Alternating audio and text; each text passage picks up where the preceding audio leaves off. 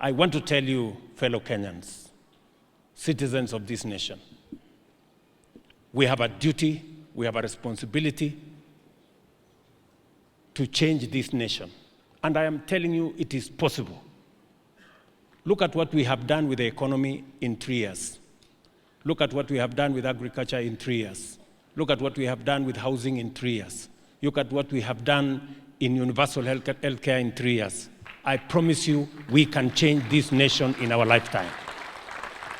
We must believe in this country. We must believe in ourselves. We must stop the negativity. We must not stop the naysayers and those who speak negatively about our country. Kenya is not a failed state. Kenya is a great nation. We must believe in ourselves. Please, good people, let us believe in ourselves. The same way MP Ichungwa here believed in himself. He believed in his abilities. He did not give up. He kept on pushing the bounds and the limits. Today we celebrate a great man. The life and times of this great patriarch is an inspiration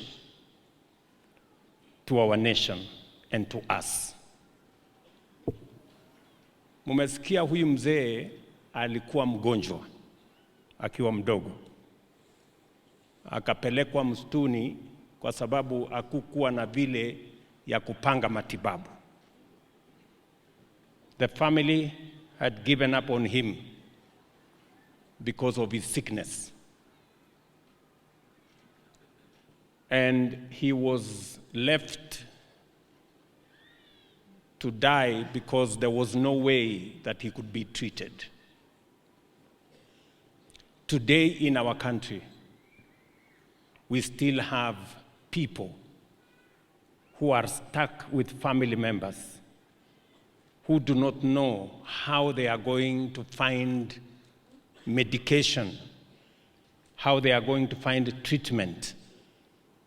There are many people who have sold everything until they have nothing else to sell. And they do not know what to do with their loved ones. And that is why the Constitution of Kenya, Article 43, in response to desperate situations like that faced Mzee Isaac when he was young, and many other families today, the Constitution said health is a right for every citizen. It is not a privilege for those who can afford.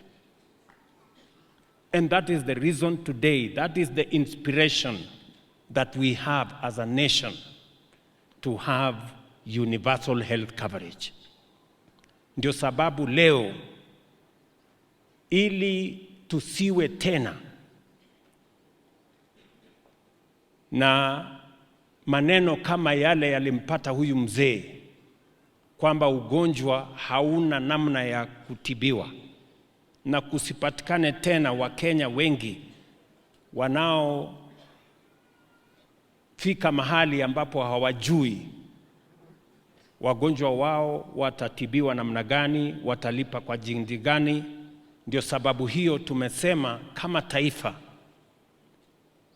tuweze kuwa na mpango wa afya ambayo itafikia kila mwananchi wa Kenya, na kila Mkenya apate kutibiwa bila ya kujali uwezo wao wa kifedha.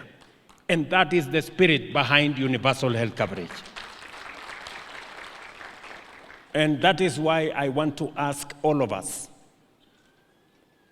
Tumefanya kazi na counties, tumeajiri community health promoters, tumeconfirm wale officers walikuwa wanafanya UHC, tunazidi na kupanga mambo ya SHA, mambo ya SHIF, mambo ya PHC na yale mambo mengine yote, ili tuwe na taifa ambayo inajali kila Mkenya. Therefore, I want to ask for the support of all citizens of our nation, so that we can move together and we can leave nobody behind. The story of Mzee Isaac brings into sharp focus the story of many families. And that is why we are inspired to have universal health coverage in Kenya. Mumesikia huyu mzee katika maisha yake. Ilifika wakati alitamani kufa kwa sababu ya njaa. It was written in that theology that the pangs of hunger were so severe that he wished he was not alive. Again, there are still many families, many Kenyans who do not have enough food. And that is the reason why our motivation to transform agriculture, to subsidize production, to remove brokers and cartels in our coffee, tea, wheat, sugarcane industry, so that we can have a food-secure nation, one that does not suffer what Mzee Isaac suffered in his young age, and many citizens continue to suffer in our nation.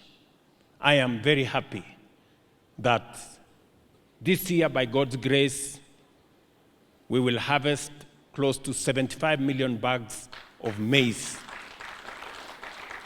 And as a result, it will be the highest harvest in the history of Kenya. And we continue the journey to transform our agriculture so that we can have a food-secure nation, we can use it to grow jobs, we can use it to grow exports, and we can grow wealth in our nation. Kwa maisha ya Mzee Isaac, I must say he is an inspiration of what is possible. He is an inspiration of what can be achieved, of resilience and hard work. Ukisoma maisha ya huyu mzee, alikuwa ni mtu orphan, wazazi wake wamekufa, hana familia ya kutegemea, yeye mwenyewe ndio kuhangaika. Amekuja hapo, amekuwa mtu ya kuendesha driver ya lori, amekuja akahangaika hapa, kapanga akauza sigara, huku. But look at what God made out of the life of this old man. Huyu mzee leo tunamzika hapa na heshima kubwa. Sahau kwamba alikuwa ni mtu ya kuuza sigara hapa na pikipiki.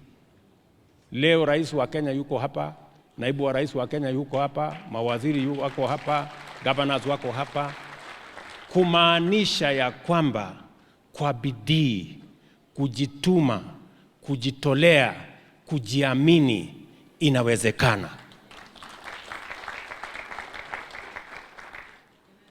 And that is why the life of this father here lying, Isaac Ichungwa Ngugi, is an inspiration to us as a nation. We must believe in ourselves. We must believe in our country. And we must believe that we can change this nation. We are having a conversation, a live conversation now. And I want to challenge us as the citizens of this nation. Kenya cannot continue to be a third world country. We cannot continue to be a third world country. We must have a conversation. Just like Mzee Isaac alitoka kule chini, mahali pa umaskini. Leo tukasikia hapa Kikuyu, nyumba yake amejenga ndio ilikuwa nyumba ya kwanza mpaka bank saa hii ni mteja huko kwa nyumba yake. Ametulelea hawa marafiki. Today we rest him as a man of means, a man of honor, somebody who we can count on.